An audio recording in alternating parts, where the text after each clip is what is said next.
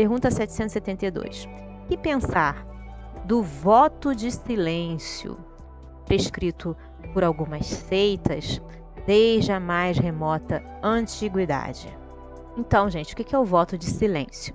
Voto de silêncio é um voto religioso de silêncio professado num contexto monástico. Monasticismo ou monaquismo é a prática da abdicação dos objetivos comuns dos homens em prol da prática religiosa. Embora, usando expressões diferentes, várias religiões têm elementos monásticos: o budismo, o cristianismo, o hinduísmo, o taoísmo e o jainismo. Assim, esses indivíduos que praticam o voto de silêncio é, em tese, algo que passa por várias religiões diferentes. Conhecido como Mauna, no hinduísmo, jainismo e budismo, a prática é parte integral de algumas tradições cristãs. Exemplos: Pitágoras impôs uma escrita regra de silêncio aos seus discípulos. Uma estrita regra, tá?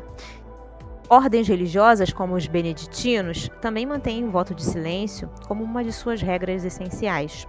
Nos mosteiros de muitas ordens, há lugares e momentos específicos, geralmente à noite, quando falar era proibido em qualquer circunstância. Estes lugares eram chamados de regulares. Pode ser uma igreja, um refeitório, dormitório, etc. E os momentos, grande silêncio. Os momentos de grande silêncio. Fora destas circunstâncias, havia geralmente as recreações, que permitiam alguma conversação moderada pela caridade e moderação. Conversas inúteis ou sem importância eram estritamente proibidas. Nas ordens atuais, os membros podem falar na medida da realização de suas obrigações. Apenas os cistercienses não admitiam nenhum relaxamento desta regra de silêncio e os trapistas cistercienses reformados ainda mantêm esta regra severa. Outras ordens contemplativas, como os cartuchos, as carmelitas e os camaldulenses, são muito mais estritos do que as ordens engajadas em trabalhos pastorais.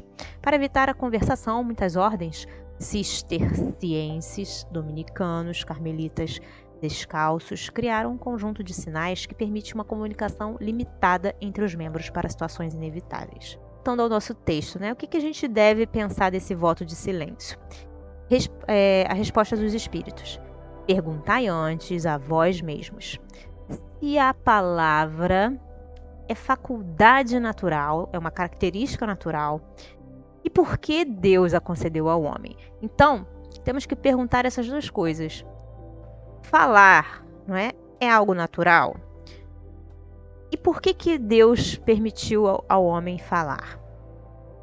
Isso devemos refletir antes de pensar na resposta sobre o voto de silêncio. Deus condena o abuso e não o uso das faculdades que lhe outorgou, que lhe permitiu, que lhe proporcionou. Então, o que é condenável? O exagero, e não o uso. Então, falar não é condenável. Entretanto, o silêncio é útil, pois no silêncio pões em prática o recolhimento. Teu espírito se torna mais livre e pode entrar em comunicação conosco, com os outros espíritos. Mas o voto de silêncio é uma tolice. Sem dúvida, obedecem à boa intenção os que consideram essas privações como atos de virtude. Então, aquelas pessoas religiosas que praticam com boa intenção, para eles é algo virtuoso, sem dúvida. Enganam-se, no entanto, porque não compreendem suficientemente as verdadeiras leis de Deus. Então, eles pensam que estão agradando a Deus em ficar fazendo o voto de silêncio, mas não é real isso.